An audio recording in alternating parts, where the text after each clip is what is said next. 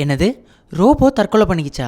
அட ஆமாங்க. தென்கொரியா நாட்டுல பனிச்சுமை காரணமா ஒரு ரோபோ தற்கொலை பண்ணியிருக்கு. அதுக்கான காரணம் என்ன? பார்க்கலாம் வாங்க. குமி நகரத்துடைய நகரசபை அலுவலகத்துல ஊழியர்களுக்கு உதவுவதற்காக இந்த ரோபோ பயன்பாட்டுக்கு வைக்கப்பட்டிருக்கு. கலிபோர்னியாவில் உள்ள ரோபோட்டிக்ஸ் நிறுவனம் தயாரித்த இந்த ரோபோ கடந்த 2023ஆம் ஆண்டு அக்டோபர்ல இந்த அலுவலகத்திற்கு பணியமர்த்தப்பட்டிருக்கு. இந்த ரோபோவுக்கு தென்கொரியா அரசு ஊழியர் என்ற ஐடி கார்டும் கொடுக்கப்பட்டிருக்கு.